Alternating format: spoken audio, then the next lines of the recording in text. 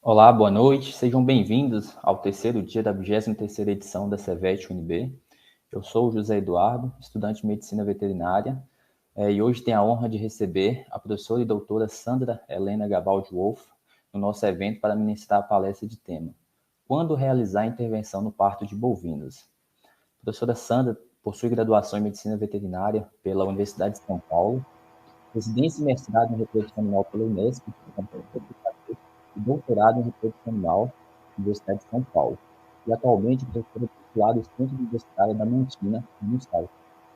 Antes de dar início à palestra, gostaria de agradecer aos nossos apoiadores, a Estupado, LabCare, Jobfly, Ouro Fino e Scan, e passar alguns recados. Em relação ao formulário de presente, será liberado pelo chat do YouTube ao final da palestra, então fique atento, pois só receberá certificado quem se inscreveu na plataforma do Filha A e confirmar a presença nesse formulário. As camisetas da CEVET estão à venda, então quem tiver interesse, custa R$35, e todas as outras informações estão no nosso Instagram, @CEVETUNB. Também, ao final da palestra, abriremos espaço para perguntas, então podem enviar no chat, nós vamos com a hashtag perguntas. Esperamos que esse seja um momento muito proveitoso para todos e todas que estão nos assistindo. Então, por favor, professora e doutora Sandra Helena, pode ficar à vontade para iniciar a apresentação. Olá, boa noite. É um imenso prazer estar aqui na 23ª CIVET, de uma universidade que tanto admiro. Bom, vamos começar aqui a apresentação. Todos estão vendo? Tá tudo certo? Sim, estamos vendo, sim. Perfeito. Tá. Então, foi solicitado para mim, né, falar sobre quando realizar a intervenção no parto em bovinos. Mas, para isso, né, como que a gente vai estar chegando no final dessa pergunta? Então, o que vai ser abordado? O que é o normal? Quando e como intervir nesse parto? As formas de distocia que existem? Como realizar um exame obstétrico? Ainda, né, métodos da intervenção no parto e cuidados do pós-parto com a prevenção deste. Para a gente estar entrando no mundo da obstetrícia, é importante muito conhecimento, estudo, fazer bons estágios, boas especializações, porque cada caso é um caso. Nós devemos sempre estar pensando no animal, né? E não existe regra certinho, porque a gente trabalha com biologia. Então, primeiro a gente vai estar determinando o que é um parto eutóxico. É aquele que ocorre dentro da normalidade, na espécie. Então, não vai ter dificuldade, o bezerro vai nascer normal, sem contratempos. E um parto distóxico é aquele que deu algum problema que saiu do parto verdadeiro, do parto eutóxico, ou por tempo, ou problema da mãe, ou problema do feto, né? Então, a gente tem que estar determinando, através de conhecimentos, o que é uma eutocia, um parto normal, ou uma distocia, um parto com dificuldade. Então, a vaca está parindo, o que eu vou fazer?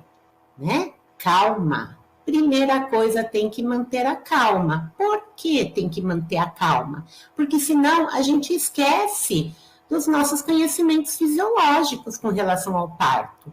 Então, a fisiologia deve estar ativa na nossa mente, para a gente não estar pondo em risco a vida da mãe, nem a vida do feto, né, do bezerro.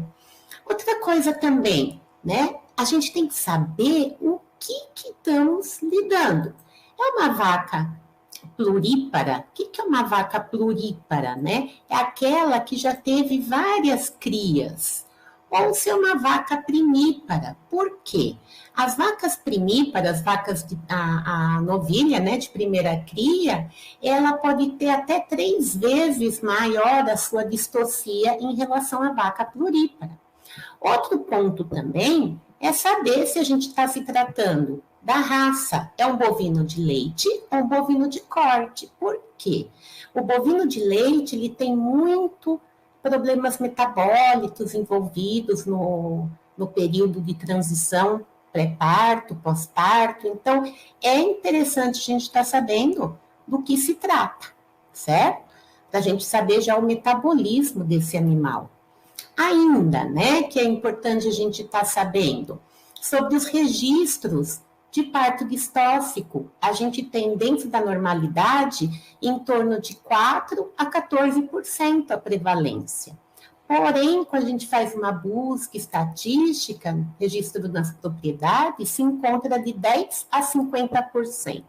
Aí eu pergunto, mas será que é porque não teve calma, teve problemas de não conhecimento, ou porque a propriedade tem problemas de manejo, problemas nutricionais, problemas reprodutivos, né? Então, a gente tem que estar averiguando não apenas o número, e sim o motivo de estar esse aumento. Tá? Eu gosto muito de mostrar para os meus alunos essa foto aqui. Tá? Eu não conheço nenhuma girafa que nasceu com fratura, né? A natureza por si só, ela vai estar agindo. Então, a manter a calma, para nós estarmos acompanhando o parto de uma forma cuidadosa, é muito importante, certo? Claro que tem as regrinhas que a gente deve estar seguindo. Então, agora eu vou convidar vocês para a gente primeiro saber o que é normal. Porque se eu não souber a normalidade, como que eu vou saber o que é distocia?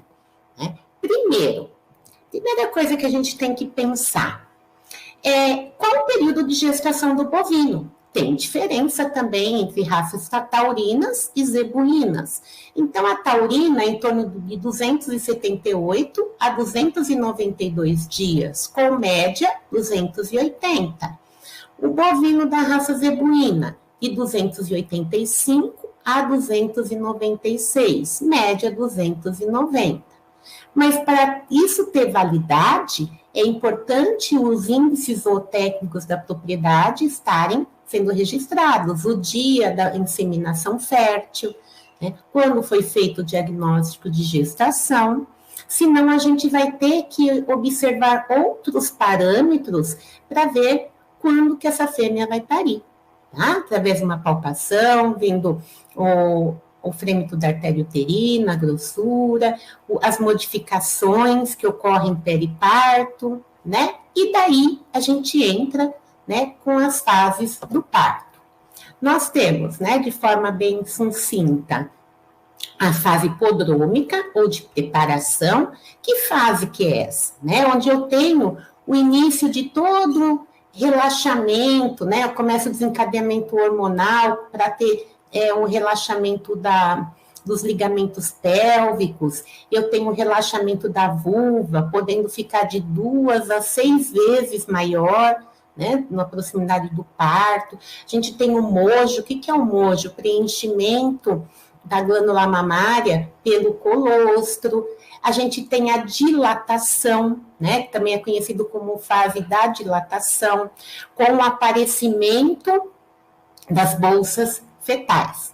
Tá? Ela termina com o período, quando estoura, né, quando rompe a bolsa alantoidiana, que é essa aqui escura, que representa os excretas do feto, né? E a gente tem a bolsa amniótica ainda exposta, onde tem a secreção nasal e oral do bezerro. Esse período dura em torno de até 3 semanas. Como segunda fase e a fase principal, né, que é onde vai nascer o bezerro, é onde a gente tem a ruptura das membranas totais e a saída do bezerro, podendo ser em torno de 1 a 3 horas para as vacas pluríparas e podendo chegar até 6 horas para as vacas primíparas. Tudo isso, né? Depois a gente vai ter a expulsão da placenta. A expulsão da placenta, né, que é outro capítulo da aula de hoje, seria em torno de 12 horas normalmente, mas para bovino de leite, muitas vezes se espera até 24 horas. Bom, então, vocês veem, às vezes a gente pega alguma coisa do livro, né, mas espera, qual é a espera? Qual é a raça, né? Qual o comprometimento metabólico durante o parto? Então, isso sempre deve levar em questionamento. Bom, vamos falar um pouquinho da fisiologia do parto, para a gente entender algumas coisas hormonais, para depois a gente estar usando na nossa intervenção. Então, a fisiologia do parto ocorre em 3 esferas. Primeiro, o feto. Depois, a gente vai para a placenta e depois a parte da mãe. Então, a gente tem essas 3 sequências na fisiologia do parto. Então, vamos ter um esquema aqui bem, eu achei bem interessante, né, onde a gente tem o desencadeamento do parto. Então, primeiro, aqui, ó, tá, primeiro, o que acontece?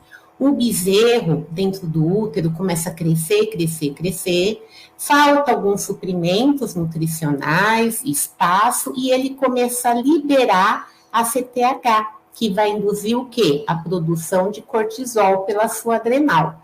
Então, a primeira etapa ocorre dentro do feto, tá? Ocorre o estresse fetal.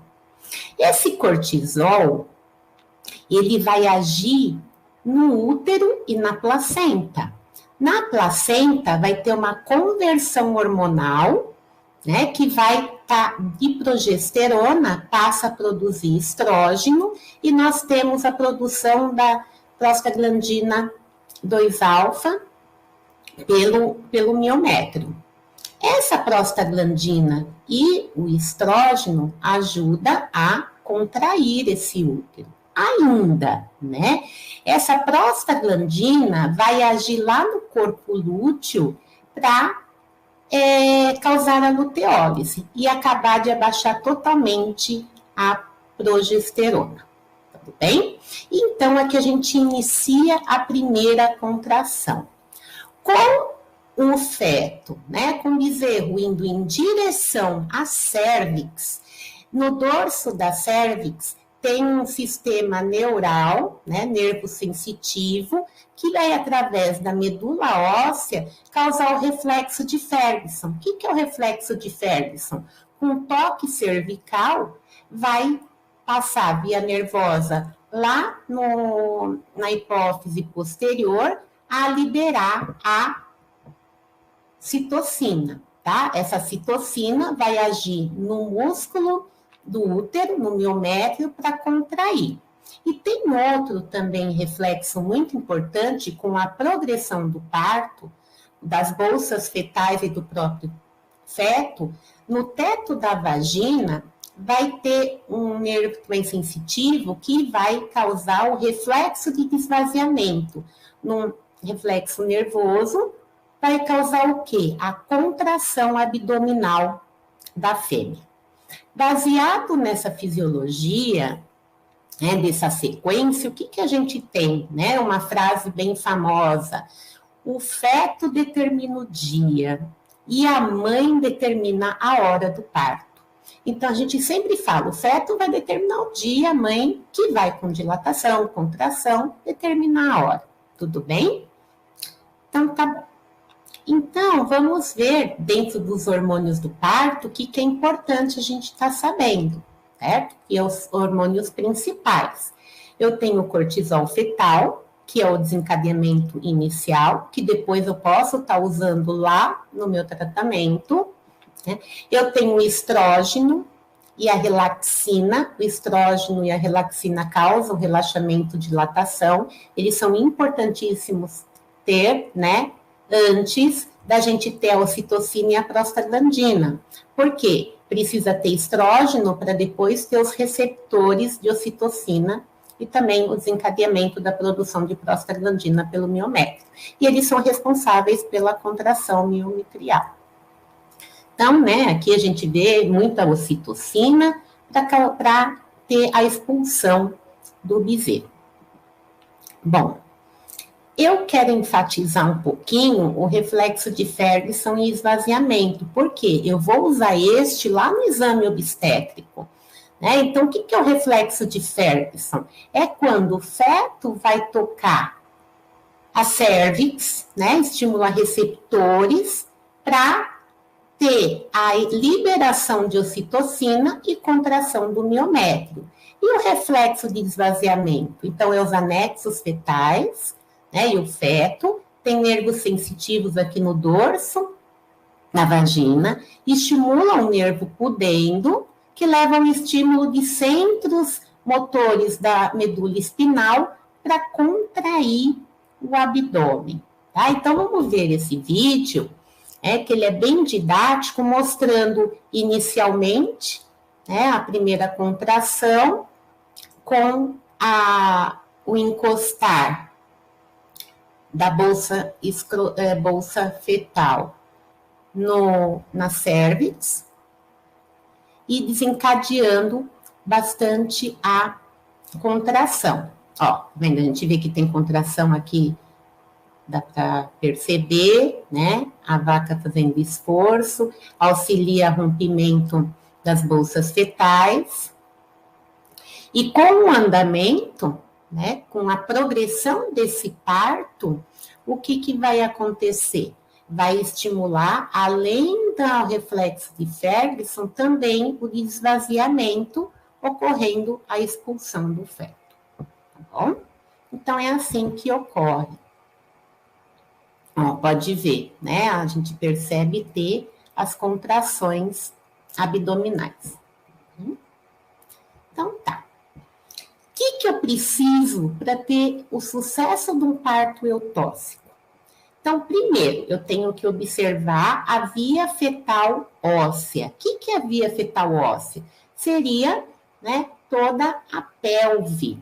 A pelve, do tipo do bovino, ela é dólico-pélvica. O que quer dizer isso? Onde eu tenho o conjugado verdadeiro, né, que a gente chama o conjugado verdadeiro do promotório, aqui da articulação sacral, até a síntese púbica, e eu tenho o biilíaco, que é o espaço entre as duas tuberosidades de pessoas.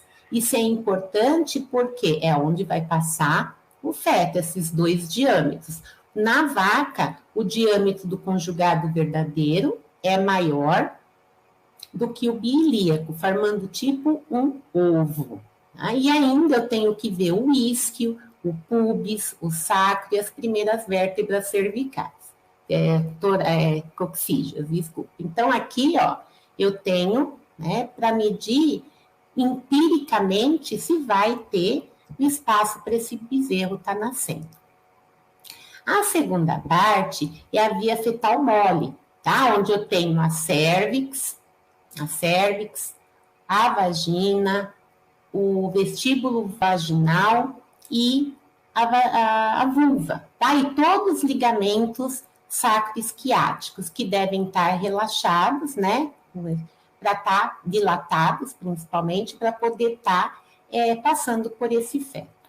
Então, o sucesso do parto vai ser o quê? Né? A contração uterina, junto, né, com a prostaglandina, a ocitocina, pelo reflexo de Ferguson, as contrações abdominais, através do reflexo de esvaziamento e a dilatação.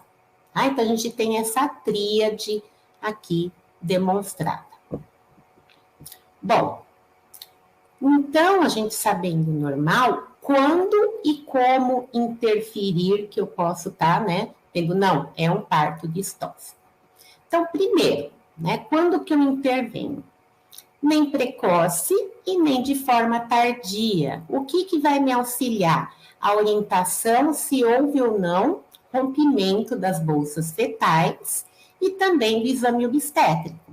Né? Se não tem, bolsa fetal ainda rompida, então eu sei que o meu bezerro ainda não está em sofrimento.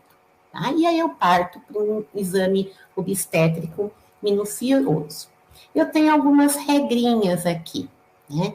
Depois do rompimento das bolsas, o bezerro deve nascer entre 1 a 3 horas em vaca, né? Ou até 6 horas em novilhas, mas podendo vaca também se estender 6 horas, tá? Que não vai ter alteração da viabilidade fetal, dependendo da sua estática fetal.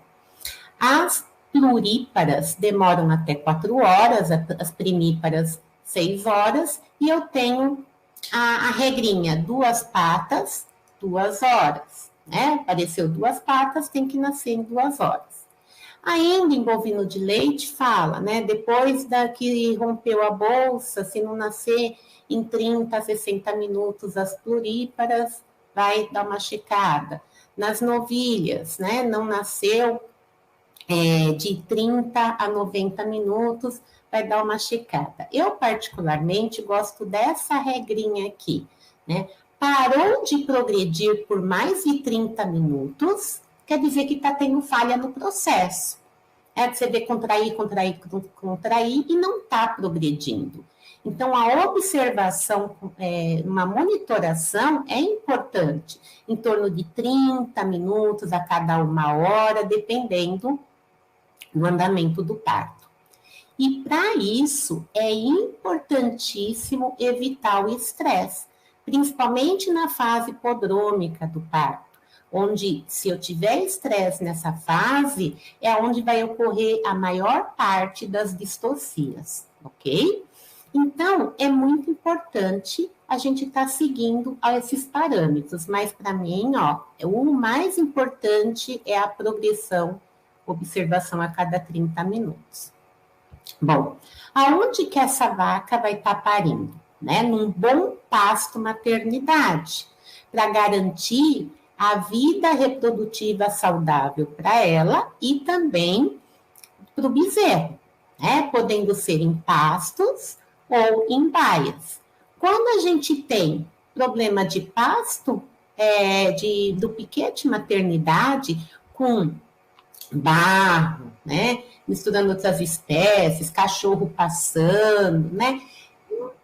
Vai ter problema depois de retenção de placenta, de nitrite, a gente tem problema no intervalo entre partos, aumentando o período de serviço, né? Que é o momento que a gente espera para inseminar essa vaca novamente, emprenhá-la. Então, a gente tem que estar levando em consideração o pasto onde que ela vai estar, o local onde ela vai estar parindo. E quais são as consequências que eu tenho numa distocia? Então, de forma direta, eu tenho um aumento da mortalidade neonatal, de descarte de vacas, por erro também de falta da manipulação obstétrica, incidência de retenção de placenta, de nitrite, e de forma posterior, né, de forma para frente, que eu vou observar, eu vou ter redução da produção de leite em vacas de leite, né, e pior, da eficiência reprodutiva, aumentando depois o intervalo entre partos. Bem? E para o bezerro, qual é a consequência, né, de um impacto que dá dessa distocia? Então, o bezerro, ele pode nascer com hipóxia. O que é hipóxia? Baixa oxigenação, levando também a uma acidose sanguínea. Os neonatos vão nascer fracos, que vão demorar para nascer, né? Demorar para levantar e, consequentemente, mamar o colostro, que vai comprometer o quê?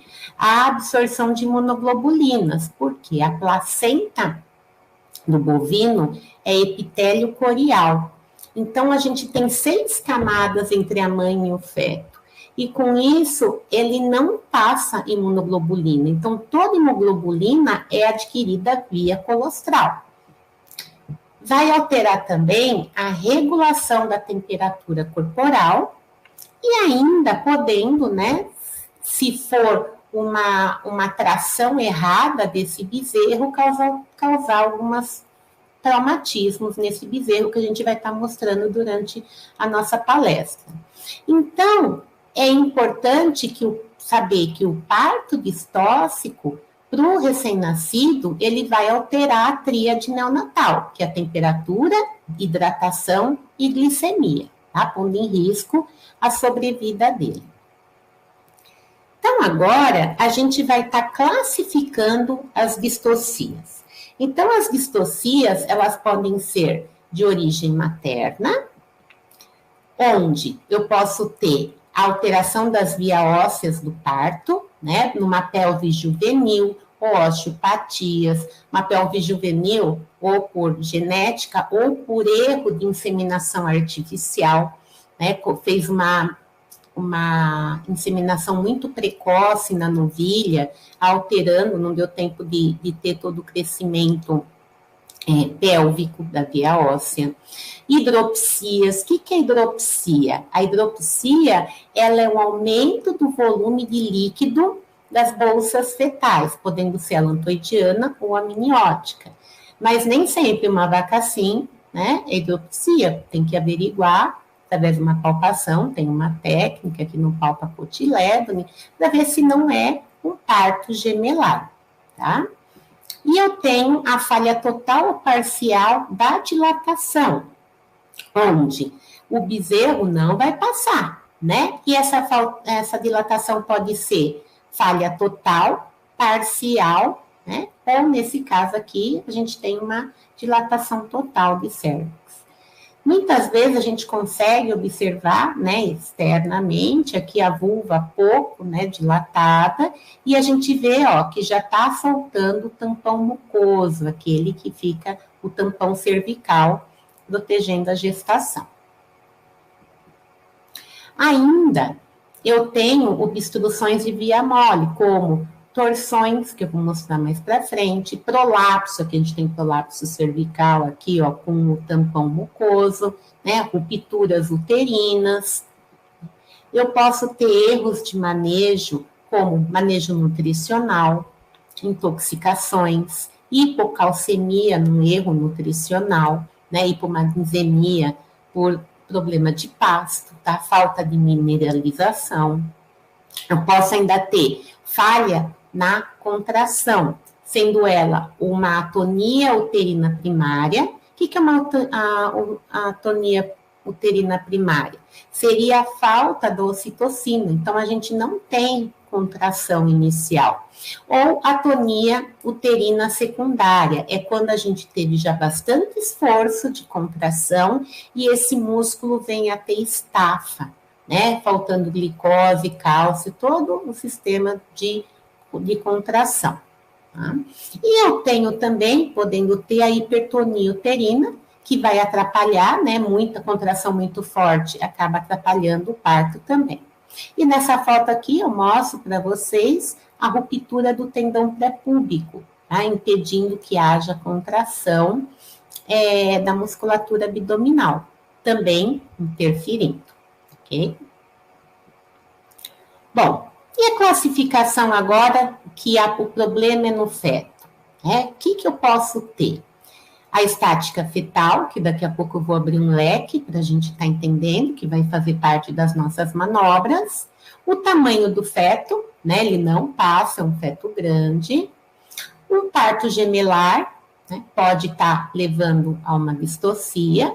E malformações fetais, podendo ser monstros simples, como esse daqui, né, o esquizossoma reflexo, onde não tem fechamento da linha alba. Esse daqui, a condroplasia, ele não consegue desencadear o parto. E eu tenho aqui um monstro complexo, que a gente chama, tá? Ligado pelo abdômen, tóraco gastrofagus, ok? Então, vamos lá. Vamos falar um pouquinho de estática fetal, né? Estática fetal é muito importante estar sabendo avaliar, porque é a chave de um parto distóxico. Tá? Então, o que é estática fetal? A estática fetal é a situação do feto no momento da insinuação dele no canal do parto, tá? No quadrante pélvico da fêmea. Então, é a relação do feto com relação à mãe. Eu tenho 3 classificações que eu faço: a apresentação, a posição ou a atitude e postura desse feto em relação à mãe. Então, vamos aprender cada um. Então, o que é a apresentação? A apresentação, a gente passa uma linha imaginária nos eixos longitudinais que são representados pela coluna vertebral, tanto do feto como da mãe. Se a coluna do feto é paralela à mãe, eu chamo de longitudinal. E eu chamo apresentação longitudinal anterior se os membros anteriores e a cabeça estão insinuados na via fetal mole. E eu chamo de apresentação longitudinal posterior quando os membros pélvicos são o que estão insinuados na via fetal mole. Então, vamos entender esses eixos longitudinais. Coluna da mãe com coluna do feto. Coluna da mãe com coluna do feto. Coluna da mãe com coluna do feto. Note que aqui eu não estou averiguando, né? Eu só estou vendo a coluna. Esse daqui a pouco a gente vai estar classificando ele em relação à posição, tá? Mas então aqui a gente está vendo somente as colunas. Bom, como que eu vou saber se é membro anterior, membro posterior, quando muitas vezes eu não consigo localizar a cabeça? Então, é muito importante a gente voltar um pouquinho para a anatomia, né? Como eu vou saber se é membro anterior ou posterior? Então, a gente vai ter que agora dobrar as articulações. Os membros anteriores, eles dobram, pode ver assim, no mesmo sentido. E as articulações do membro posterior, eles dobram em sentidos opostos, certo? Então, eu tenho a observação das articulações cárpica e metocarpofalangiana e a observação da articulação társica e metatarsofalangiana. Bom, muitas vezes é importante que a gente pode estar nessa situação, né? 3 membros, qual que é o membro anterior, qual que é o membro posterior, né? Porque o casquinho está voltado para cima, a sola do casquinho para cima é membro posterior? Nem sempre, tá? Vai depender como está a posição do feto aqui dentro. Tudo bem? Então, é muito importante saber qual membro está insinuado através dessas articulações. Então, continuando classificar a apresentação, né? A apresentação transversal é quando a coluna do feto com a coluna da mãe formam como se fossem ruas, tá? Cruzamento de ruas. Então, quando o dorso está voltado para o canal vaginal, a gente chama de transversal dorsal, e quando é o ventre com insinuação de membros ou não, é transversal ventral. Então, vamos entender coluna da mãe com coluna do feto, tá?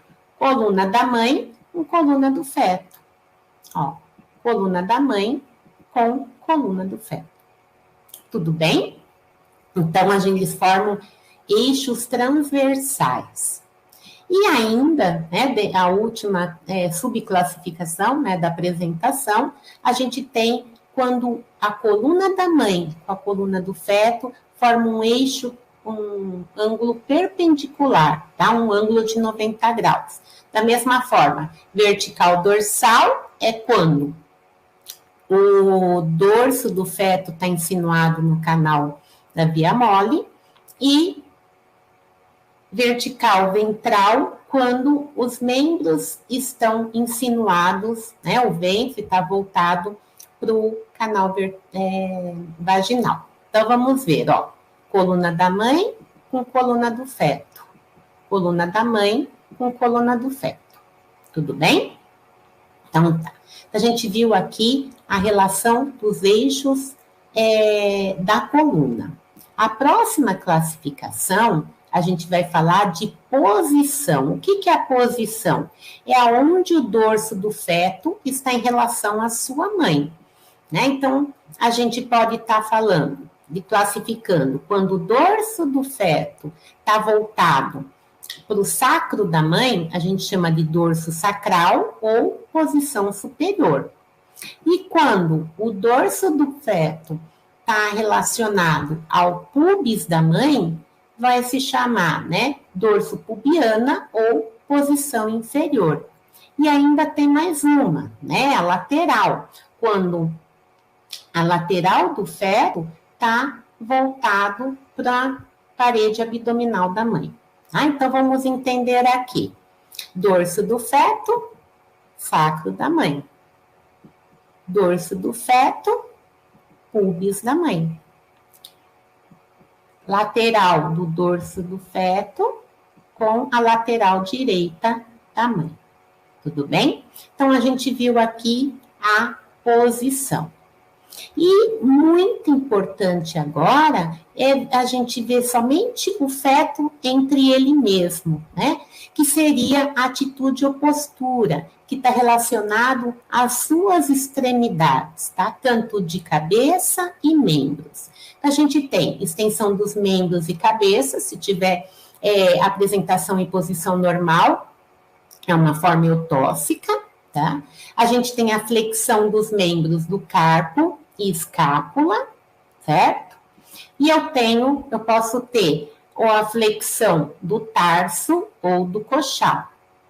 E ainda eu posso ter a flexão lateral de cabeça, a flexão external de cabeça e posso também ter a dorsal de cabeça. Então, são todas formas aqui de distocia que eu vou ter que aprender a manipular. Então, a forma eutóxica, né, é o quê? Apresentação longitudinal anterior, posição superior ou dorso sacral e atitude estendida. Mas também pode ser considerado, em menor, né, eutocidade, o bezerro que está apresentação longitudinal posterior, posição superior e atitude estendida. Mas aqui a gente deve levar uma ressalva. O quê? Quando eu traciono, esse bezerro está progredindo no parto, o cordão umbilical dele não vai ser pressionado, ele vai estar aqui já conseguindo respirar, então eu não tenho um comprometimento de nutrição. Sendo que nessa posição longitudinal posterior, eu posso ter, né, se demorar esse parto, eu posso ter comprometimento da nutrição desse bezerro e ele vir, né, com a falha da tríade. Então, partindo disso, vamos para o nosso exame obstétrico. Então, primeiro, fazer uma boa anamnese, que eu já falei quais são os parâmetros, né? Primípara, plurípara, nutrição, fazer um bom exame físico da fêmea, né? Ver se ela não está tendo nenhuma alteração metabólica, e para o exame externo específico, para avaliar o abdômen, se está contraindo, se a vulva está relaxada, se a glândula mamária está, né, preenchida pelo colosso, pelo mojo, e o exame interno específico, né, que eu devo avaliar as vias fetais e o feto, certo? Eu vejo lubrificação, importantíssimo, porque senão não passa nada se estiver seco, a dilatação, né? Senão também não passa nada. A pelviometria, que a gente já falou lá atrás, o tamanho do feto, se vai passar dentro daquela pelve, a estática fetal, se não tem nenhum trauma, principalmente de vias moles, né, obstruções, e se está tendo as contrações. No ato de eu tocar, eu observo, né, eu consigo fazer tanto reflexo e esvaziamento, que é na vagina, como o de Ferguson, que é a via cervical. Outra coisa importante é avaliar as bolsas fetais, se houve rompimento ou não. Né? Enquanto não teve rompimento, a gente tem mais sossegado para trabalhar nesse parto, e também a coloração é muito importante, né? Tanto para saber que membrana que eu estou pegando, se é uma alantoidiana ou uma amniótica, ou se ela tem alguma alteração. Tá? Outra coisa muito importante no exame obstétrico é a avaliação da viabilidade fetal. Via transretal, a gente consegue pegar o frêmito da artéria uterina, que no final da gestação é da espessura de um dedão. É muito importante, quando a gente aprende diagnóstico de gestação, aprender as fases, né? Depois de 4 meses, a gente já consegue estar pegando pulso, depois frêmito, para saber se esse feto está viável ou não. Mas se a gente tiver alguma extremidade do feto, né, do bezerro, a gente pode estar fazendo os reflexos de sucção, que é o reflexo oral, o podal, o ocular e até o anal, tá? Mas lembrando sempre que a gente deve estar usando luvas, tá? Para a gente não ter comprometimento nem com o animal, nem para conosco mesmo. Bom, então no exame obstétrico a gente nunca pode esquecer, primeiro, checar a contração abdominal e a contração uterina. Ver se tem dilatação cervical, a vaginal e da vulva. Ver se tem tônus vaginal, se há insinuação fetal, qual membro é e a viabilidade desse feto. Houve rompimento de bolsas, né? O membro insinuado, se tem lubrificação, né? Porque senão a gente não consegue parir essa vaca, tá? Auxiliar ela. E na palpação, sempre checar se há o reflexo de Ferguson e esvaziamento. Então, chegamos, né? Quando que eu posso, tá, né? Agora, quais são os métodos de intervenção do parto? Tá? Então, eu tenho as manobras obstétricas, a forma medicamentosa, e eu tenho também as manobras cirúrgicas. Então, vamos trabalhar um pouquinho em cada uma. Então, vamos começar pela manobra obstétrica. Né? Então, eu tenho 5 formas: a retropulsão, a extensão, a tração, a rotação e a versão. Antes de eu falar qualquer uma delas, eu gostaria de falar sobre o Papa da obstetrícia, o Guts, e o que ele fala, né? Vocês vão ver vários instrumentos aqui, mas o que ele fala? Que o melhor instrumento é a mão seguida de um cérebro inteligente.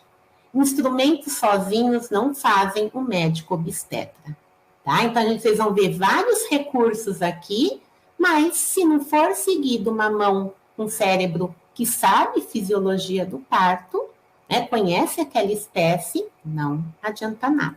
Tá? Eu consigo fazer as manobras obstétricas? Não, nem sempre são viáveis. Então, a gente pode, quando a gente não consegue corrigir, quando as contrações são muito fortes, né, fetos muito grandes, alterações graves de estática fetal, falta de dilatação. Esses 3 últimos eu não tenho como corrigir, mas a contração forte eu posso estar fazendo uma epidural baixa e eu consigo estar diminuindo essas contrações, até cessando e conseguindo auxiliar por manobras obstétricas. Então, aqui são os instrumentos, né? A gente tem correntes, tem vários modelos, gancho articulado, passa-laço, né? Que a gente põe a corrente para passar por trás do membro do bezerro, da parte do bezerro, e aqui tem uma muleta obstétrica. Eu, particularmente, não gosto de muleta obstétrica, porque no escorregar você pode perfurar o útero. Tá? Então, o que vai levar ao risco da mãe? Né? Agora a gente vai falar alguns procedimentos coadjuvantes antes de estar executando a manobra obstétrica. Então, o que vai levar ao risco da mãe e do bezerro? A falta do seu conhecimento, tá? Então, a gente tem que sempre seguir as regrinhas. Primeiro, tem instalação adequada de fácil limpeza, tronco, piso antiderrapante, posição quadrupedal. É lindo, maravilhoso, mas nem sempre você tem essa situação. E a gente vai ter que improvisar em situações adversas, né? Tentando buscar a maior asepsia. A limpeza primeiro da ampola retal, né? E uma boa higiene com água, sabão, antisséptico, uma amônia quaternária, um clorexidine, Então, esse animal aqui não pode estar sendo manipulado dessa forma, tá? Porque depois a gente vai ter retenção de placenta, metrite, né, atraso na fertilidade dessa fêmea. Sempre desinfectar os utensílios obstétricos, né, com as correntes, qualquer coisa que eu coloco lá dentro, as cordas, e paramentar nós mesmos de forma adequada. Luvas, macacão, bota de borracha, avental, tá? Isso é importante também. Ainda, né, se houver necessidade, depende como vai estar a fêmea, o uso de tranquilizantes, né, anestésicos, e principalmente se eu tiver que fazer manobras maiores dentro do útero dessa vaca, né, dessa fêmea, fazer uma anestesia epidural. Quantas vezes eu falo, professora, eu fiz a manobra tal, deu certinho, a vaca morreu depois. Aí eu falo, você fez anestesia epidural? Não, não fiz. Então, você vai causar hemorragias, né? Pode levar a ruptura uterina. Então, é importante, se você tiver que fazer uma manobra muito grande, você tem que fazer uma anestesia epidural, tá? Para garantir depois a saúde uterina dessa vaca. Estourou a bolsa, eu não tenho lubrificação. O que eu faço? Né? Existe a mucilagem com carboximetilcelulose. Como que a gente faz? É tipo uma gelatina, eu pego 1 litro d'água fervendo, coloco uma xicrinha de café de mucilagem, misturo, eu gosto de pôr um pouco de antisséptico, se for guardar na geladeira, porque é uma gelatina, pode fungar, né? E eu vou usar no parto distófico. Daqui a pouco a gente vai ver como se usa. Como que eu faço essa tração? Né? Somente humana, nada de trator, de charrete, que for. Até 2 a 3 pessoas. Que tamanho é essa pessoa? Em torno de 75 quilos. Tá? Na hora que eu traciono esse bezerro para fora, eu não posso prender junto de forma nenhuma a placenta, né, os anexos fetais. Por quê? Porque o útero pode romper, ele pode ter hemorragia. Lembrando que a placenta do bovino é adecídua, desce após o parto, na fase, né, de expulsão da placenta. E ela tem que ter esse descolamento fisiológico, eu não posso tracionar precocemente.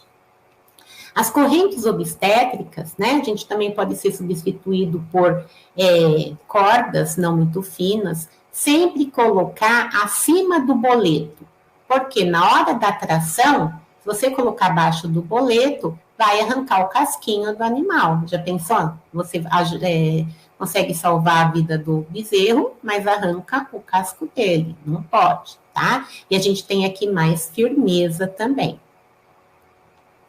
Ainda, né? Verificar se o feto está vivo, o que está impedindo o parto, a estática fetal, o tamanho fetal, a contração, dilatação. Mas, professora, você está falando isso de novo para mim? Por quê? A gente tem que tomar cuidado para não comer bola, né? Porque muitas vezes no agente palpar, a gente está no fundo do saco vaginal, achando que está pegando o bezerro numa placenta, né, fechada, e tá tudo bem. Porém, a falta do conhecimento de palpação de uma cérvix, de sentir os anéis cervicais, né, pode levar ao erro. Tá? Então, sabe aquele quando a gente faz inseminação artificial, que fica cutucando o fundo do saco vaginal? Então, é bem ali que também a gente pode comer bola. Tá? Então, a gente tem que ter muito discernimento, muito cuidado no exame obstétrico, antes de estar querendo fazer qualquer coisa. E como que eu vou tracionar? Lembrando que a pelve, ela tem uma angularidade. Então, quando eu traciono, eu vejo o sentido pélvico, né? Essa forma, essa oblíqua, né? Então, a gente tem que também estar fazendo esse movimento na hora da tração do bezerro. Tá?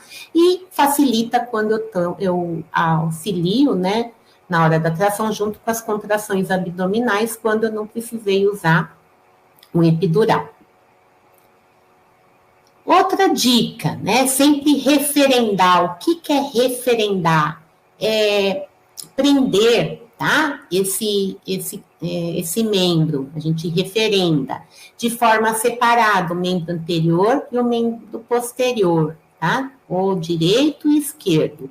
Sempre antes de qualquer manobra, porque senão depois você pode perder esse membro que você tem acesso. E na hora da tração, fazer de forma angular, para ele estar passando no diâmetro torácico do bezerro, ou pélvico, né, na pelve da mãe. E na hora da tração também, proteger a cérvix, a vagina e o períneo para não ter laceração, tá? Porque senão depois você vai ter hemorragia e depois pode até criar uma estenose nessa via do canal do parto. Bom, então vamos manipular obstetricamente, né? Primeiro a retropulsão. O que é retropulsão? É o ato de empurrar o feto em direção à cabeça da mãe. Mas antes de eu fazer isso, eu referendo o membro, né? Para depois fazer a retropulsão. Por que eu faço a retropulsão? Porque nessa região aqui, ela é muito mais ampla para eu realizar a minha manobra obstétrica, onde perto do canal vaginal é bem menor, tá? Esse diâmetro. Depois, né, eu vou tentar corrigir, depois da retropulsão, eu vou estender as partes flexionadas, né? Então, eu vou corrigir a atitude do feto. Né? Então, ele pode ter a lateral da cabeça ou a external da cabeça. Então, eu vou estar referendando, palpando, sentindo o membro anterior, o membro posterior, né? Então, aqui, membro anterior, eu coloco as cordas, a corrente obstétrica acima do boleto, faço a retropulsão e depois a extensão e tração, tá? Então, sempre é essa sequência, nunca deixa de referendar, de marcar o membro. Ainda, né, eu posso ter como parte flexionada os membros anteriores, né, podendo ser aqui do ombro, né, da flexão cárpica, e na hora de eu retirar, sempre proteger o casquinho. Então, vamos lá, referendei, fiz a retropulsão e vou fazer a extensão da articulação cárpica. Então, eu levanto de forma 90 graus, coloco depois a minha mão embaixo do casquinho para não lesionar a via fetal mole, estendo e traciono. Quando a gente tem o membro posterior, né, pode ser o coxal, a região társica, então eu referendo aqui o membro que eu tenho, né? Depois eu posso mudar essa corrente obstétrica de lugar, vou fazer a retropulsão e a extensão, tá? Também, sempre protegendo a via fetal mole do casquinho do bezerro. Aí depois eu faço a tração. Bom, a gente fez a retropulsão e corrigiu a atitude desse feto. Agora a gente vai tracionar. Tração não é puxar, tá? A gente tem que saber, junto com as contrações da fêmea, como que eu vou estar tracionando. Tá? Então, eu, por exemplo, eu tenho que tracionar a cabeça, eu tenho que fazer tipo um laço atrás da nuca, né, do animal, aqui, para a gente não quebrar a mandíbula. O laço vai para cima do boleto, né, para não arrancar o casquinho. Então, a gente pode fazer esse tipo de laço para não causar estrangulamento local, tá? Não machucar o bezerro. E sempre, né, levando em consideração a mãe também, não apenas o bezerro. Então, como que eu vou fazer? Né? Eu referendo as extremidades de forma diferente. Então, primeiro eu puxo o membro aqui, esquerdo, depois direito, cabeça, esquerdo, direito, cabeça, nesse sentido.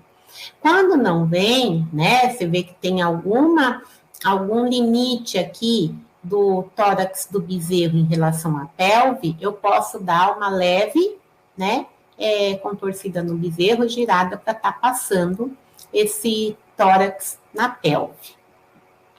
Muitas vezes, o erro, né, de contenção, de tração, vai lesionar o bezerro. Então, já pensou você puxar pela mandíbula, a articulação vai deslocar, né, vai quebrar. Você pode enforcar o bezerro. Então, sempre fazendo uma boa referenda, né, referendar, saber o que você está sentindo, tá? Para o bezerro estar nascendo também de forma viável, tá? Sem ser o traumatismo. E lembrando da via fetal mole, a tração, né, no sentido da pelve para baixo e levando em consideração não ter nenhuma laceração da via mole. Bom, muitas vezes você está sozinho, né, e precisa estar fazendo uma tração mais forte, não consegue sozinho. Então, existe esse manipulador por catraca, né, um manipulador obstétrico, que vai facilitar o trabalho do parto. Então, vamos ver esse vídeo para entender um pouquinho. Será que é membro anterior ou membro posterior? Ah, a solinha está para cima, é membro posterior. Ah, e se o animal, né, está lá, apresentação longitudinal anterior com a posição inferior, né? Ele está com o abdômen voltado para o sacro da mãe, né? O dorso voltado para o pubis da mãe. Temos sempre que ver se é membro anterior ou membro posterior pelas articulações. Então, nesse caso, ele é realmente o membro inferior, tá? O membro pélvico. Aqui, a gente vê ele tentando tracionar, não consegue, ajusta o manipulador obstétrico por catraca. O único problema é que ele puxa os dois membros ao mesmo tempo, né? Mas aí você vai ajeitando. Note que ele desce, né? Para a gente ter essa angulosidade. Olha, ele vai para baixo. Veja, ele arruma aqui os anexos fetais, tá? Para não tracionar junto, não ter lesão. Então, ele continua tracionando. E, de repente, olha que bezerrão, né? Um bezerro muito grande. Ele está em apresentação longitudinal posterior, posição superior, né? E atitude estendida, tudo bem? E aí, os cuidados do bezerro depois. Então, a próxima vai ser a rotação. Então, a gente teve a retropulsão, a extensão, a tração, e agora eu posso estar precisando fazer a rotação. O que é a rotação? Eu mudo a posição do feto de uma forma inferior para a forma superior. Então, eu sempre referendo os membros, né? Faço a retropulsão. Eu precisar estender alguma coisa, alguma extremidade, eu estendo e faço a tração. Outra que eu tenho é a versão, onde eu mudo o eixo transversal ou vertical para uma apresentação longitudinal. É bem mais difícil, tá? Fazendo, mas se consegue. E muitas vezes a rotação em aversão, que fica mais difícil ainda, tá? Pelo pouco espaço, mas eu já, quando estava na residência, o professor conseguiu fazer uma rotação e versão numa vaca. Então, aqui, ó, outra forma, né, de um parto gemelar. Então, note que na hora que você vai palpar, você vai sentir membros, né, anteriores, posteriores, a pelve, né? Então, a gente tem várias partes aqui entendendo. Então, antes de eu fazer qualquer coisa, eu referendo todos os membros, antes de estar fazendo a retropulsão, a extensão e a tração, tá? Porque senão depois você perde um membro lá, é difícil você estar conseguindo tracionar depois. E ainda, né, com manobra obstétrica, por último, a gente tem a torção uterina, né, que é comum, né, pode ocorrer mais em vaca, devido de ser uma gestação de um único corno, a forma que ela deita, e ela tem a torção uterina, podendo ter vários graus. Como que eu vou descobrir? Né, na hora que eu fizer o exame obstétrico, eu vou perceber que a vagina está espiralada. Então, o que eu tenho que fazer? Né? Ver se é um sentido horário ou anti-horário. Coloco a vaca deitada, né? Uma tábua e faço. Se tiver o sentido horário, eu viro a vaca no sentido horário. Se tiver anti-horário, eu viro a vaca também no sentido anti-horário, fixando aqui o útero. Tá? Eu já participei, quando já era estagiária, adivinha quem ficou em cima da tábua, né? O estagiário. Então, é o que eu falo, estágio, gente, onde a gente mais aprende, né? E aqui eu tive uns alunos que foram a campo atender, né? Aí resolveram fazer a necrópsia, não tinham percebido, né? E aí eles disseram, professor, olha que nós encontramos, né? A vaca não pariu, a gente tentou e aí estava com torção uterina, né? Olha que foto bonita mostrando, né? Claro que aqui o bezerro morreu, né? Mas e a vaca também, né? Tá com essa foto aqui. Então a gente tem, pode ocorrer sim, tá? Essa torção uterina. Tudo bem? Então, vamos mudar o método agora, tá? A gente vai para o tratamento medicamentoso. Então, antes de eu falar qualquer medicamento, eu tenho sempre que averiguar antes se tem dilatação, lubrificação e a estática fetal, tá? Então, bora lá. O que eu posso estar realizando? Né? Eu não vou pôr doses aqui, né, por recomendação do Conselho Federal, mas se alguém depois vou deixar no e-mail, se quiser dose, eu passo para vocês, certo? Então, eu posso aplicar intravenoso, né, o cálcio, o gluconato de cálcio com magnésio. Quando que eu faço isso? Por falhas de contração, né, principalmente quando a gente tem uma atonia secundária. Eu posso usar ocitocina, quando a gente não tem um sucesso com o gluconato, mas eu posso estar utilizando os dois também, desde que eu tenha dilatação. E posso também estar usando a prostaglandina para acelerar o processo, tá? Mas é mais importante aqui o gluconato e a ocitocina. O que a gente pode estar? Então, isso aqui vai o quê? Suplementar a contração para poder expulsar o feto. A gente, num atraso, né, também a vaca devia ter parido, não pariu ainda, eu posso estar induzindo esse parto farmacologicamente. Por que eu devo fazer isso? Porque a cada dia que passa, esse bezerro vai crescendo, depois podendo virar uma distocia de origem, né, de tamanho fetal. Tá? Mas antes de qualquer coisa, eu tenho que checar se realmente a vaca está prenha. Né? Muitas vezes ela pode ter tido uma perda embrionária, no meio do caminho não foi checado, um abortamento, né? Então a gente tem que ver se a vaca está prenha. Está prenha? Sentiu o bezerro? Sentiu o frêmito da artéria uterina? Ótimo, né? Vamos fazer a medicação.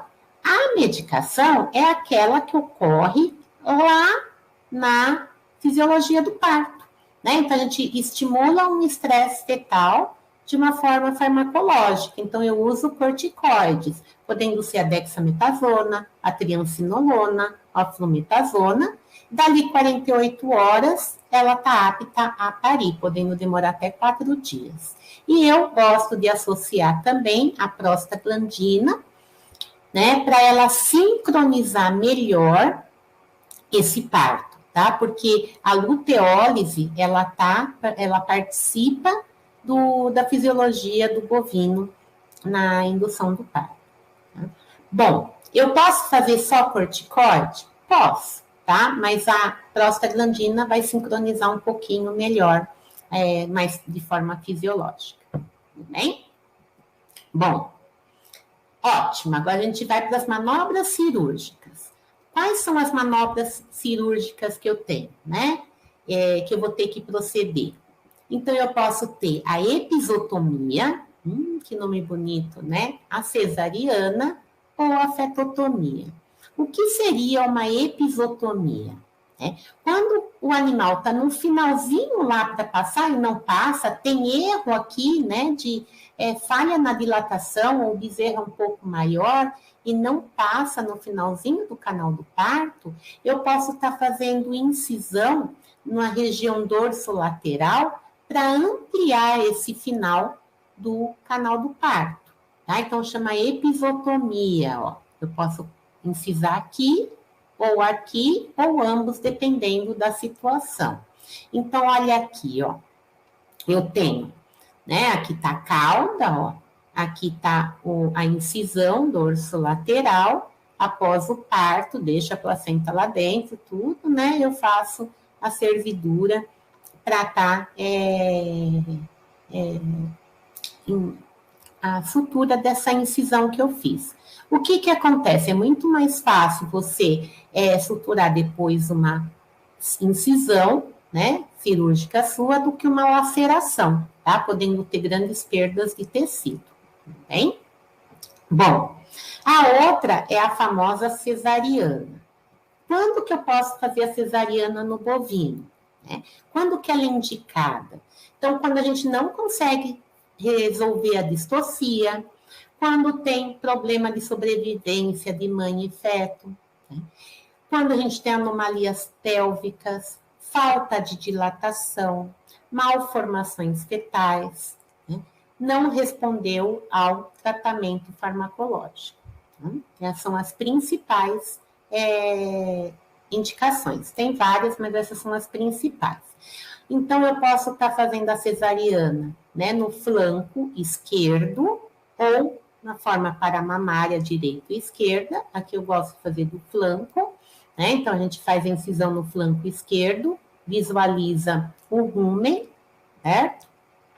Acha-se o útero vai depender aonde que está a gestação.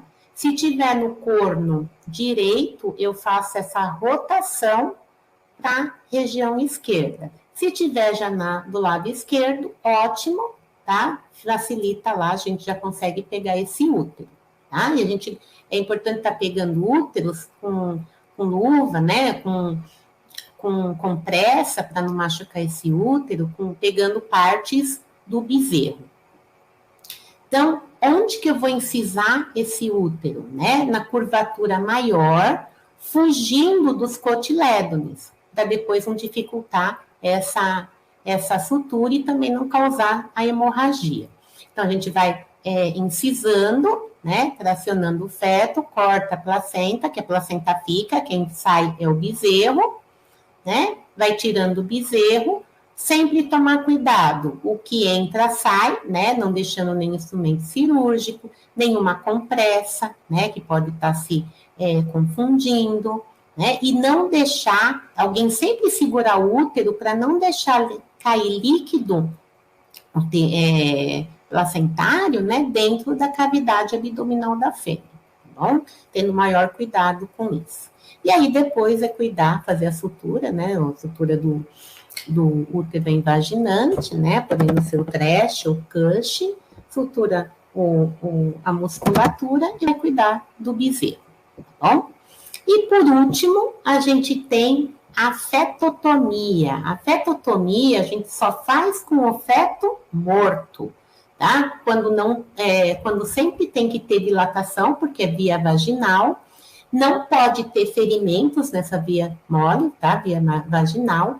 E quando eu não consigo, né, realizar nenhuma correção, sendo ela, né, anquiloses, contraturas musculares, torcicolos, tá? Então, aqui, ó, eu tenho o fetótomo, o passa-fio, né, o fio serra, correntes obstétricas, o passa-laço, né, o gancho articulado, e uma bombinha para estar jogando a mucilagem, que nesse caso aqui é bem importante, tá? A gente está tendo uso.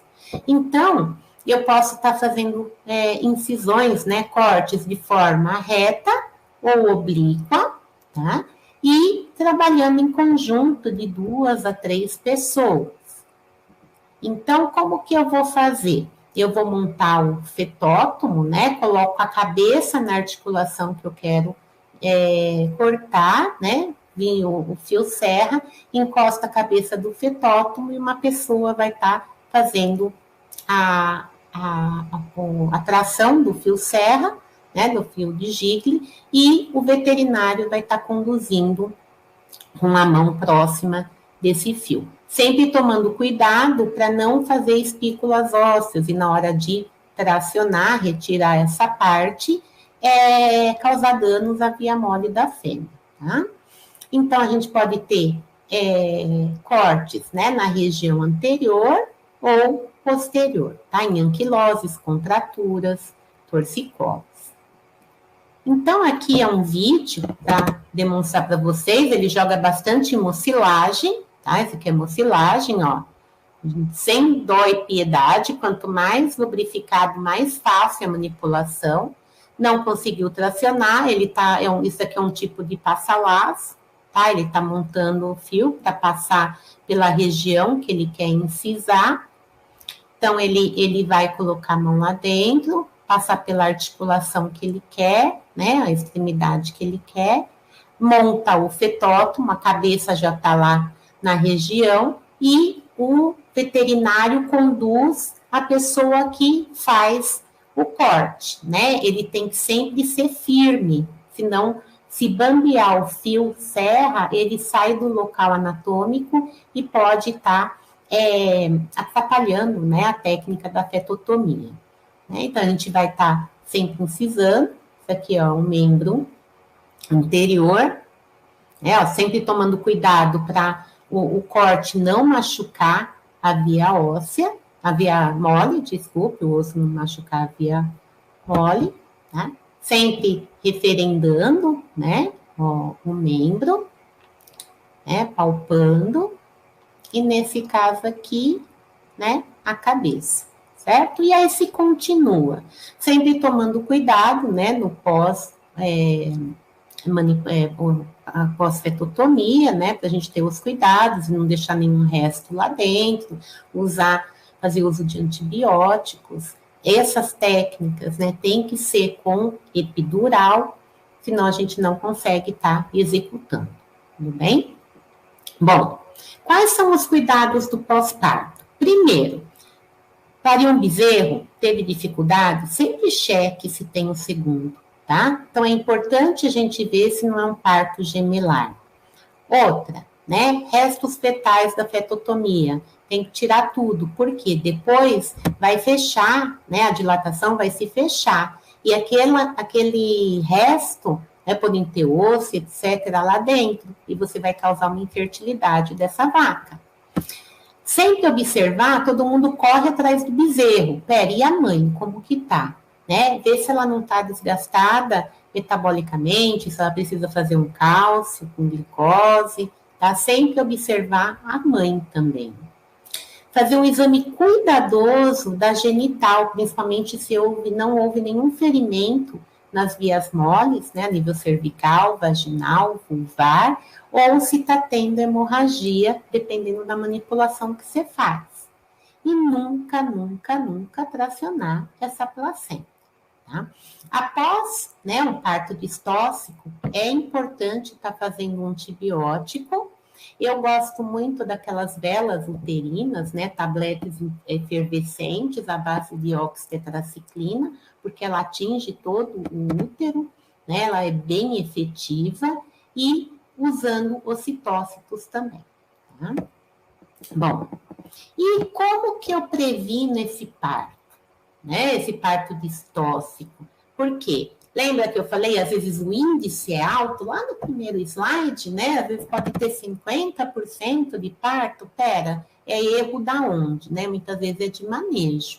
Então, sempre ver o piquete, né? O pasto, maternidade, a baia, em bom estado sanitário, sem estresse, não ficar manipulando uma vaca que está na fase prodrômica do parto, deixa ela ter toda a dilatação, tudo, depois você mexe com ela, porque senão vai dar distocia, tá? A escolha do touro que vai ser inseminado, essa fêmea, é importantíssimo. Se for fazer inseminação artificial, a gente tem vários índices que a gente lê no catálogo. Então, a gente tem um lá que chama dificuldade no parto. Então, como que eu devo escolher? Se for para novilha, até 8% de dificuldade do parto. Se for vaca, pode ser 10%, 11%. Porque senão, a gente vai ter problema, né, com relação às vias ósseas, né, o bezerro grande, tá? E a gente vai ter que depois virar uma distocia, podendo perder a fertilidade dessa fêmea, dependendo da manipulação. Dieta balanceada é importantíssimo, né, principalmente a nível de cálcio, um cálcio de baixa quantidade, para deixar o paratormônio ativado, para a gente não ter casos de hipocalcemia, né, e em vacas de leite, fazer a dieta de transição, né, que é uma dieta aniônica também, para evitar vários problemas metabólicos durante o parto, né, ou depois do pós-parto, certinho? Bom, então, o parto é isso, gente, é critério e obediência, sempre raciocinando, sempre obedecendo às regras, nunca fazendo nada por afobação, porque se você afobar, você erra, tá bom? E como, né, a gente vê aqui, nem sempre é como a gente gostaria, né? O parto, quem faz parto lá na vaca? Primeiro é o proprietário. Ah, não conseguiu? Chama o vizinho, chama o trator. Ah, não conseguiu? Ah, então vamos chamar o veterinário. Aí chega o veterinário, a terceira, a quarta pessoa que está pondo a mão, aí o bezerro nasce morto. Aí fala, por que chama veterinário se o bezerro vai nascer morto? E aí eu digo que o problema é o próprio veterinário. Ele faz tanto marketing, né, para inseminação artificial em tempo fixo, como fazer o bezerro, né, o índice de prenhez, mas não se valoriza na hora de tirar esse bezerro. Então, cabe nós, né, como médicos veterinários que trabalhamos com obstetrícia, mesmo com reprodução, fazendo um trabalho, né, junto a cooperativas, associações, da importância de estar chamando o veterinário na obstetrícia, para a gente estar tendo uma fêmea, né, saudável no pós-parto, que vai evitar um monte de doenças, e o bezerro saudável, ok? Isso faz parte de nós, fazer o marketing nosso veterinário. Bom, conseguimos nascer, né, fazer o parto, nascer o bezerro. Eu agradeço muito esse convite, que eu fiquei muito feliz. Aqui está o meu e-mail, fico à disposição, tem o meu aí Instagram também, tá? Pode estar mandando mensagem e estou aberta a questões, tá? Muito obrigada.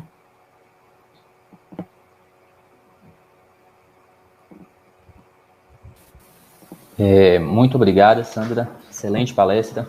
Palestra muito importante. Obrigada. Agora vamos para a parte das perguntas aqui. E antes de seguir para as perguntas, aviso que logo mais o link para preenchimento do formulário de presença estará disponível no chat. A primeira pergunta é pode colocar a primeira, da Juliana. Ela vi muitas fotos na apresentação que eu uso de correntes para fazer a tração. Não há nenhum risco de trauma com o uso desse material?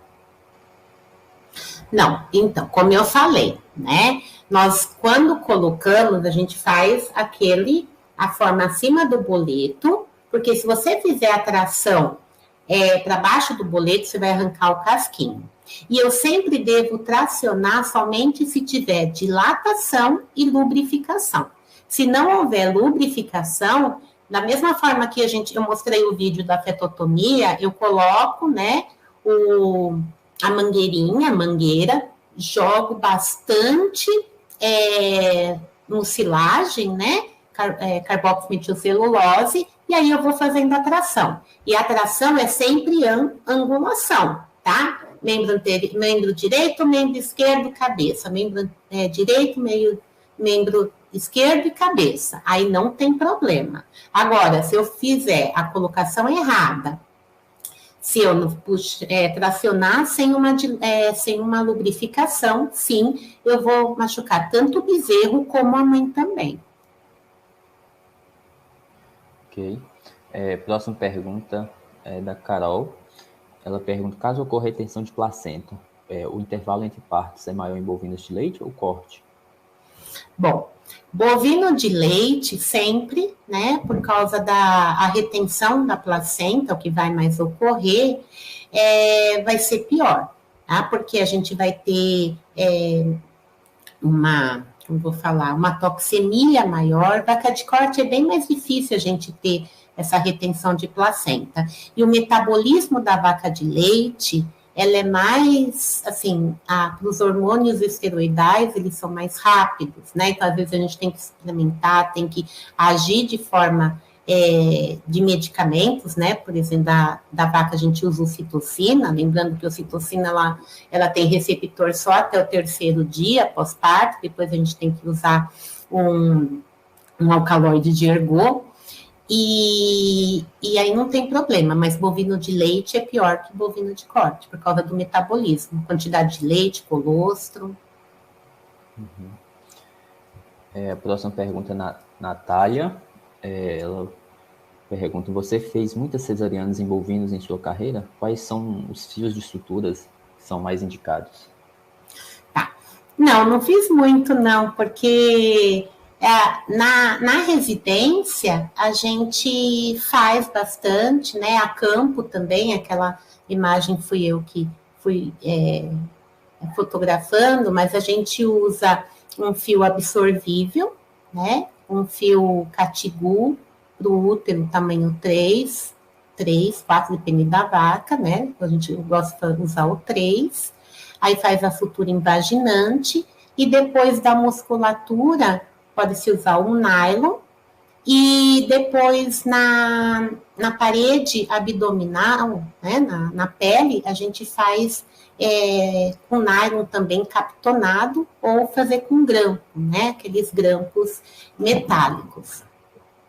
Mas assim, dependendo da fase que a gente trabalha, eu sempre trabalhei mais com a prevenção, né? Então, a cesariana vem mais quando você realmente não tem a manipulação, não é tão frequente assim a cesariana em bovinos, né? Só se você tiver erro de manejo mesmo.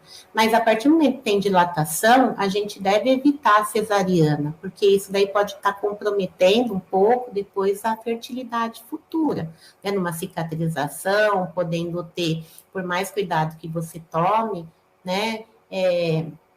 Ter alguma aderência, né? Então a gente prefere sempre pela manipulação obstétrica quando possível.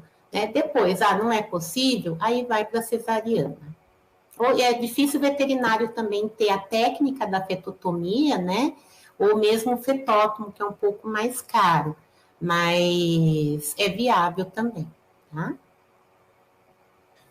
A próxima pergunta é da Nath Medeiros. Ela pergunta, professora, sobre o protocolo anestésico. Além da anestesia local, epidural, quais outros anestésicos poderia administrar xilazina como MPA? Tá. Olha, quando a gente usa algum anestésico, né, com efeito na fêmea, de forma geral, a gente tem que lembrar também que isso vai para o bezerro, né? Você pode usar uma cipram, uma xilazina, mas só se for realmente extrema necessidade, né? Geralmente é uma vaca anelorada. Vamos pensar também, né? Índole de vaca.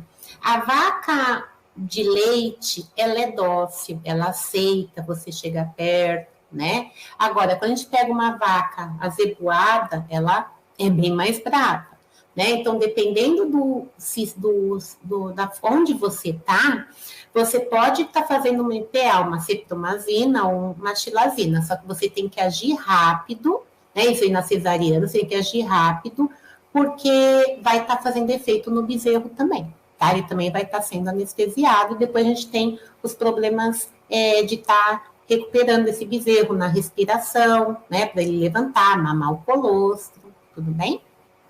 Ok. Próxima pergunta da Juliana. Em caso de hipocalcemia no pós-parto, como fazer a reposição junto com o bezerro necessitando do colostro? Em caso de hipocalcemia no pós-parto, como fazer a reposição junto? Não, a gente pode estar tirando o colostro e dando de forma, né, em mamadeira ou sonda do bezerro. Como que já que você falou de colostro, né, a vaca está precisando de cálcio, né, quanto que eu faço de cálcio? Né, a gente faz, por exemplo, um frasco, né, que vem 200 ml de forma bem lenta, porque se você fizer rápido, você vai matar a sua vaca, né, de problema cardíaco, né? Então, lembra, ativa a fisiologia. Agora a gente foi para o platô do coração. Então, a gente vai fazer de uma forma bem lenta.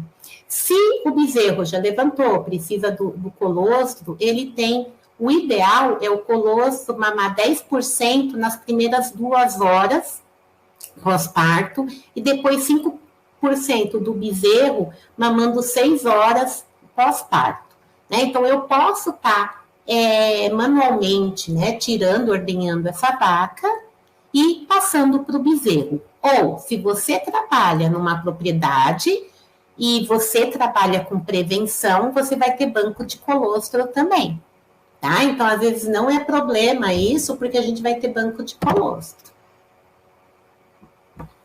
Ok, próxima pergunta do Fábio.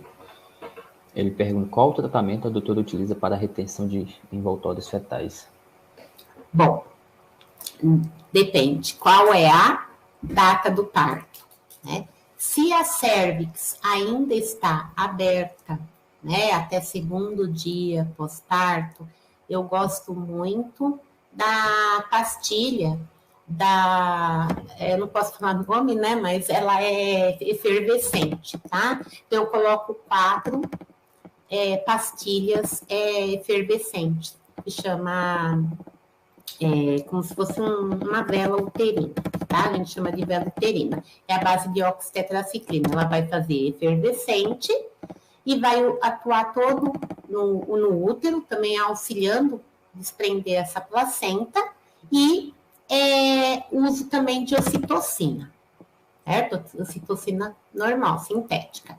Agora, se você tem uma cérvix fechada, eu faço infusão de oxitetraciclina, né, 100 ml, para poder estar ocupando todo o útero. Cuidado com a oxitetraciclina, ela tem que ser pura, né, muitos fármacos vêm, como eu vou te falar, ele vem associado a anestésicos, né, a anti-inflamatórios. Eu não posso usar, porque se vier junto com anestésico, não vai ter a contração uterina.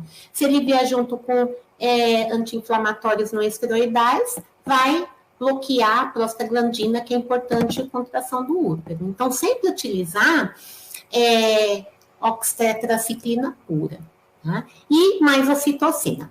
Passou, já não tem mais receptor, né? E a gente então tem os alcaloides de ergot, tem preparados, né? Que vem com antibiótico, ocitocina e alcaloide de ergot, eu posso estar utilizando, né? Nunca tracionar, vai fazendo leve pressão, pode estar fazendo sem tracionar, e averiguar sempre se depois não vai ter metrite, né? Uma metrite, uma endometrite puerperal aguda, e fazendo o tratamento também. A próxima pergunta é da Natália.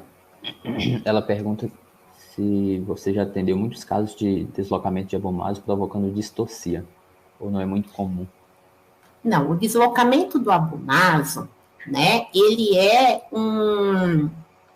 uma alteração pós-parto. Tá? Então, por exemplo, a gente tem a hipocalcemia, por exemplo. Né? Então, vamos pensar assim. Vamos ver a parte anatômica. Eu tenho o rumen, eu tenho o útero, que tem 50 quilos lá dentro, de repente, né? Que tem anexos fetais, bolsa fetal, o feto, né? E eu tenho o rumen lá quietinho, bem apertado. De repente, em menos de 6 horas, tudo foi para fora, né? E aí fica grande espaço vazio. Até esse útero se preencher, né? Desculpa, até esse rumen se preencher, se eu tiver problemas de hipocalcemia, né? Ou eu não utilizei, se for mais bovino de leite, que ocorre uma dieta aniônica, esse deslocamento, né? Esse abomaso pode ir lá para o deslocamento do lado esquerdo, né? Como prevenir? Então, a gente tem se usa muito em bovino de leite, que é o drench. O que é o drench? Né, o drench, a vaca pariu, para você evitar, você passa uma sonda oral nela, não é toda fazenda que tem esse manejo, você põe 30 litros, lembrando que você está indo para o rumen, então tem que ser aquecido, né? Senão você desequilibra toda a flora ruminal. Então, você pode pôr cálcio, magnésio, pode colocar propilenoglicol, que vai virar glicose, certo? Você pode pôr líquido ruminal se precisar, né? Então, mas existem, se você procurar na internet, chama Drench, D-R-E-C-H, né? Então, é um preparado que vem, você coloca na água em torno de 35 graus, né? 37 graus, e faz via oral, né? Passa na sonda, na vaca, para evitar o deslocamento do abomaso. Mas ele é pós-parto, tá? Que ocorre pré-parto, nunca ouvi falar. Tudo bem? Próxima pergunta da Gabriela. A ocitocina tem sido citada como eficaz para expulsar a placenta após o parto. Há outra desvantagem no uso da ocitocina após o parto?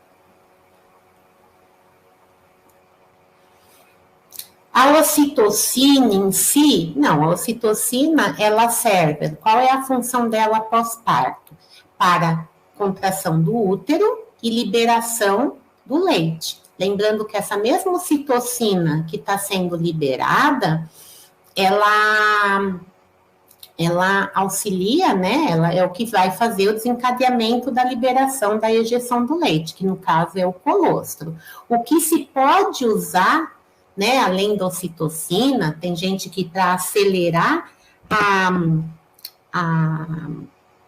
involução uterina, se aplica prostaglandina, tá? 12 horas, até 12 horas do parto, né? 6 horas do parto, e depois no terceiro dia, tá? Mas tem gente que não gosta de ficar espetando vaca por causa do estresse, né? A gente só faz se realmente for necessário, num parto distóxico, que você vê que ela teve uma atonia, né, secundária. Então, você pode usar a citocina e, para acelerar a involução uterina, fazer a prostaglandina. Próxima pergunta é da Samara. Como diferenciar os membros torácicos e pélvicos entre os fetos gemelares? Então, pode ser monstruosidades, né? Já pensou se os dois fetos estão anteriores, certo? Então, a gente vai ter que, primeiro, nesse caso, primeiro ponto, tem dilatação. Tá, tem. Então, vou começar. Faço uma epidural, porque eu vou ter que manipular, senão eu vou matar depois, faço nascer os bezerros, e aí a vaca morre, né? Não pode. Então, fiz epidural. Aí eu vou manipular. Eu vou referendar. O que é referendar mesmo, professora? É colocar as correntes obstétricas na posição anatômica correta dos membros, tá? Cabeça, o que eu estiver palpando. Segundo passo, eu vou fazer a retropulsão do que eu conseguir, ver qual membro está indo com a minha retropulsão da porção que eu tô empurrando, tá? E aí, eu vejo, né, os membros anteriores, eles dobram entre si, os posteriores, né, vê aí o pé aí com você, que não dá para eu mostrar, quando eu faço aula, eu fico mostrando, né, para os alunos, eles dobram em sentido posterior. Então, isso é o primeiro, né? Mas se os dois gêmeos, né, tiverem na mesma apresentação, anterior ou posterior, é isso que a gente faz, referenda tudo que eu consigo pegar e faço a retropulsão e vejo qual que está indo com ele. Tudo bem? A próxima pergunta do Samuel, ele pergunta, existe cirurgia para corrigir a ruptura do tendão pré-púbico? Não, é vaca descarte. Tá? A mesma que a vaca descarte para tendão pré-púbico, tomo também prolapso uterino, prolapso cervical, prolapso vaginal, são coisas que não consegue corrigir. Bem? São vacas descarte para reprodução. Ok. Acho que foi a última pergunta. Então, gostaria de agradecer novamente pela disponibilidade de participar do nosso evento. Palestra muito enriquecedora. Muito obrigada. Muito obrigado mesmo. E em relação a essa palestra, ela vai ficar gravada no canal do YouTube. Posteriormente, pode assistir. Passo a palavra novamente para a senhora. Eu agradeço o convite, tá? A comissão de vocês, os alunos, vocês estão de parabéns, super organizados, sempre atenciosos, né? Vocês estão de parabéns. Quem já foi do lado de vocês sabem, né? Que eu também fui já organizadora. É bem difícil. Então, eu agradeço e parabenizo vocês, a sua universidade, que tem um know-how, assim, onde eu tenho vontade de conhecer, a UNB, e estou à disposição de vocês, tanto por e-mail como pelo Instagram, tá? E qualquer coisa, estamos aí. Eu agradeço muito. Foi muito prazeroso para mim hoje. Nós te agradecemos. Muito obrigado. Aos nossos ouvintes, muito obrigado pela presença de todos. Até mais. Até a próxima palestra. Até. Tchau. Tchau.